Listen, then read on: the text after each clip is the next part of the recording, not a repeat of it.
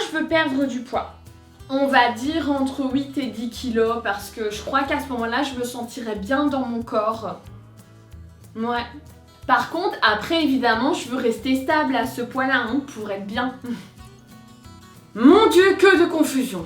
On va éclaircir les choses concernant ce poids et ces kilos-là. L'alimentation intuitive, elle permet quoi au niveau du poids en fait? Retrouver une alimentation naturelle, sans frustration, sans culpabilité et en retrouvant le plaisir de se nourrir, ça permet de retrouver son poids d'équilibre. C'est quoi là ton poids d'équilibre? Alors, le poids d'équilibre, voilà. Le poids d'équilibre, c'est le seul poids que tu peux maintenir sur le long terme, donc qui est stable, en mangeant de tout. Le corps tendant en permanence vers l'homéostasie, il cherchera toujours à retrouver cet équilibre, donc ce poids. Ouais, mais moi je veux perdre 10 kilos et là je serai à mon poids d'équilibre.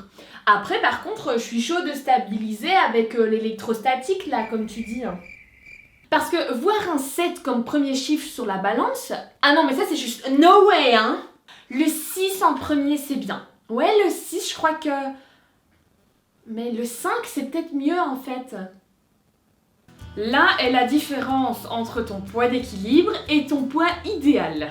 Le poids idéal, eh ben il est idéal. Est-ce que tu sais ce que ça veut dire, idéal? Idéal, idéaux, adjectif, qui est conçu et représenté dans l'esprit sans être ou pouvoir être perçu par les sens.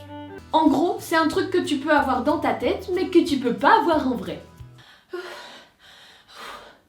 C'est pour ça qu'on va plutôt parler du poids d'équilibre. Malheureusement, le poids d'équilibre, tu peux pas le choisir. Le poids d'équilibre, il va peut-être pas correspondre à ce que ton cerveau te demande de peser.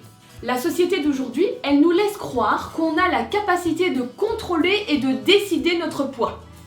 C'est faux! Faux! Le poids d'équilibre, il évolue tout au long de la vie en fonction de différents facteurs, comme par exemple l'âge, le sexe, le stress, les événements que tu as eu dans ta vie, ton environnement, la ménopause aussi chez les femmes, ou aussi tous les effets yo-yo que tu as fait en faisant tous tes régimes que tu as entrepris. Donc, retrouver les 25 kilos que tu faisais quand tu as 8 ans, c'est peut-être pas faisable en fait. Ouais, mais si j'arrive au poids d'équilibre et que je vois que ça me convient pas, je vais descendre, mais je reste pas là. Alors, tu as deux solutions. La première, tu pourrais descendre en dessous de ce poids d'équilibre. En gros, il suffit de pas manger ou de refaire un bon régime comme on les adore. Ah bah oui, là ça sert plus à rien de s'alimenter de façon naturelle et intuitive, parce que ton corps dans ce processus d'homéostasie où il cherche à rester à ce poids d'équilibre, si tu veux descendre en dessous, va falloir contrôler tout ça, va falloir y aller. Mais plus tu vas descendre en dessous de ce poids d'équilibre, plus tu vas avoir faim. Ah oui, et en plus de crever de faim, tu peux aussi recommencer toutes les vidéos du début, parce que tu auras réenclenché la restriction cognitive et le contrôle mental de ton alimentation à cause du nouveau régime que tu auras décidé de suivre. Trop bien. La deuxième solution, c'est peut-être d'essayer de vivre avec ce poids d'équilibre qui n'est peut-être pas le poids idéal que la société te force à avoir ou que toi tu aurais envie d'avoir. Il faudrait accepter son corps, vivre quoi, tout simplement. Si tu as envie d'une vidéo sur l'acceptation de soi, n'hésite pas à commenter en dessous de la vidéo, on ne sait jamais. Ok, donc disons que j'arrive à accepter mon poids d'équilibre qui est, on va dire, à 68 kg. Après, je fais quoi? Genre, moi je bouge plus, là, à 68, je reste là, Alors non, pas tout à fait. Le poids d'équilibre, c'est pas 68 kg et point barre.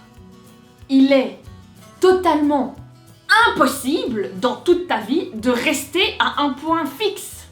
Non, pas possible. Avoir un poids stable, c'est en fait avoir un poids qui peut varier entre, on va dire, environ plus 3 et moins 3 kg. Dans une journée, par exemple, tu peux voir que ton poids varie du matin au soir. Dans une durée de quelques mois, ton poids il peut également varier énormément en fonction des périodes de stress, par exemple, que tu rencontres, de chagrin, etc. Et si on prend une année, ton poids varie aussi en fonction des saisons, par exemple.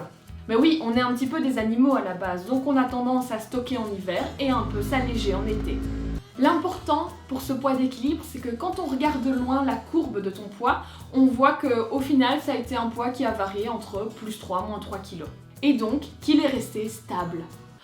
Ok, donc maintenant du coup je viens de peser tous les jours, toutes les semaines, tous les mois, comme ça je suis sûre que je reste bien stable à mon poids d'équilibre. Bon, soyons clairs, le poids, les kilos, ce n'est qu'une valeur arbitraire. C'est vrai, si on fait par exemple 70 kilos, et sur la Lune j'en fais 25.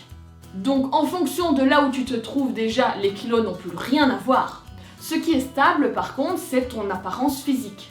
Prenons un autre exemple, celui d'un homme sportif qui pèse 100 kg et celui d'un homme qui ne fait pas de sport qui pèse 100 kg. Bon ben là du coup on est sur exactement le même poids mais sur une apparence physique vraiment différente. Par contre, si vous êtes vraiment un grand fanat de chiffres et qu'il vous faut des nombres, vous pouvez toujours prendre une mesure un peu plus fiable qui sont vos mensurations. Maintenant, si tout comme moi, vous avez totalement la flemme de vous mesurer, vous pouvez toujours vous fier à vos vêtements, à la taille du pantalon, au trou de la ceinture par exemple. Si depuis 3 ans, votre taille de vêtements n'a pas changé, bon, globalement, on peut dire que vous êtes quand même quelqu'un d'assez stable, hein. Ce qui vous intéresse au final, c'est quoi? Vos kilos?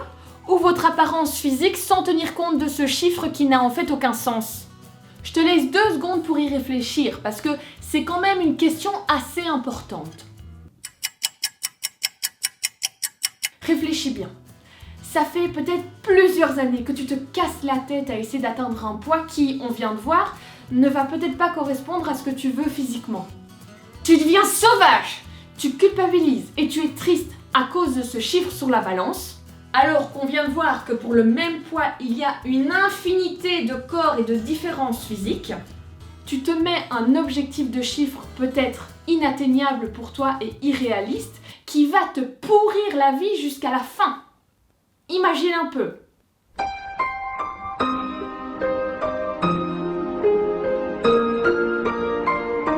Eh ben on pourra dire que c'était un bel objectif de vie atteint ça, hein? Tiens, moi je terminerai bien sur cette note de gaieté, moi. Non mais oh, ça va pas, oui? Non mais tu peux pas finir sur cette fin là, c'est hyper gore, hyper tragique. Ouais, mais au final, j'ai pas d'autre idée de fin en fait. T'en as une, toi? Bah oui, j'aurais dû m'en douter. Oh si, attends, regarde, j'en ai une. Parce que se nourrir doit rester un plaisir.